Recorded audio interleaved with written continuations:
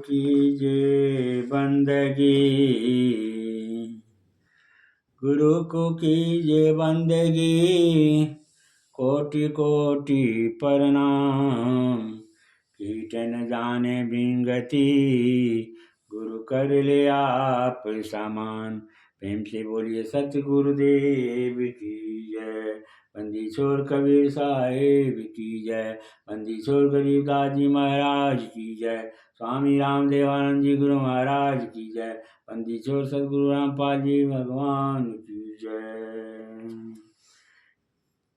नवदा भक्ति में 8वीं भक्ति है सख्य भक्ति। सख्य का अर्थ होता है सखा भाव। यहाँ दुनियाई सखा का भाव नहीं है। सखा भाव के एक उदाहरण अर्जुन है। कृष्ण की इच्छा पूर्ति करना, कृष्ण के उपदेश का पालन करना, उनके लिए सब कुछ समर्पण करने को तैयार हो जाना। ऐसा न हो कि कोई इच्छा पूरी न हो तो हम रूठ के बैठ जाएं, अथवा हमारी कोई मनोकामना पूरी नहीं हुई तो हम भगवान से नाता तोड़ लिए। ऐसी भक्ति बिल्कुल दो कौड़ी की भक्ति है। हमारी इच्छा पूरी हो तो भी प्रभु से प्रेम बना रहे, इच्छा पूरी न हो तो भी प्रभु से प्रेम बना रहे। इच्छा पूरी करने के लिए हम भगवान से प्रेम नहीं कर रहे हैं, भगवान से प्रेम है, इसलिए हम भगवान से प्रेम कर रहे हैं।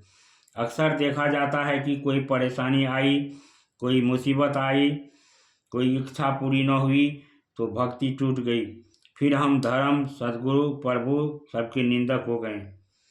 ऐसा नहीं सोचना चाहिए कि भगवान की शरण में हम आ गए तो कोई भी प्रारब्ध भोग हमें नहीं भोगना पड़ेगा। ऐसी बात नहीं है। जो प्रारब्ध हमारे उत्थान में विघ्न रूप होगा, उन प्रारब्धों को तो भोगना ही पड़ेगा। या सतनाम का जाप जो करते हैं, कभी मंत्र, उसका पाप कट सकता है। अगर तो श्री कृष्ण की शरण में रहते हुए भी अर्जुन का लाडला पुत्र और कृष्ण का भांजा अभिमन्यु मारा गया। लेकिन क्या अभिमन्यु के मारे जाने पर उनकी बहन सुभद्रा का उनके प्रति प्रेम घट गया अथवा अर्जुन का प्रेम घट गया? किसी का प्रेम नहीं घटा। जो अपनी इच्छाओं की पूर्ति के लिए भगवान से प्रेम करता है वह व्यापार करता है। वह न तो सखा भाव को जानता है, न ही दास भाव को जानता है।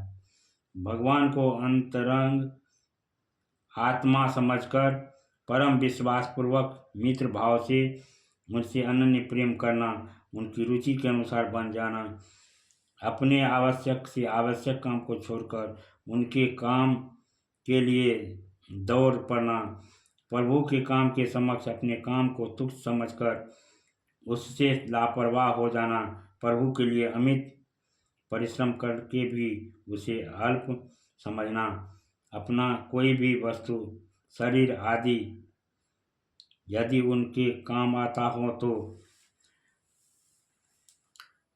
धन्य भाग समझना, उनके लिए, उनकी प्रसन्नता के लिए अपना सब कुछ न्योछावर करने को तत्पर रहना, उनकी अनुकूलता का ख्याल रखना, किसी के द्वारा उनका संदेश पाकर परम प्रसन्न होना, उनके वियोग में व्याकुल होना, प्रतिक्षण उनसे मिलने की आशा और प्रतीक्षा करना, उनके दर्शन, भाषण, चिंतन से प्रेम मग्न हो जाना, उनके नाम, गुण, चरित्र को सुनकर, कहकर या याद कर पुलकित हो जाना आदि सख्य भक्ति के अंतर्गत आते हैं।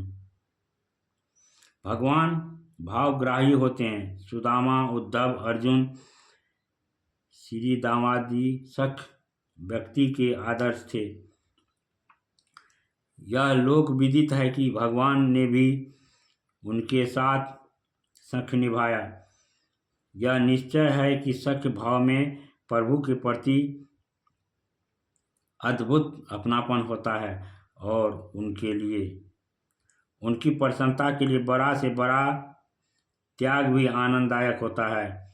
अतः हम सभी को भी सख्य प्रेम का रसास्वाद लेकर जीवन सफल करना चाहिए।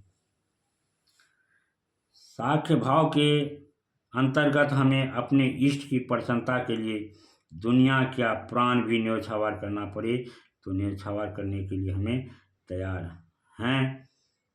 ये ही है सख्य भाव, यही है आठवीं भक्ति। प्रेम से बोलिए सतगुरुदेव की जय।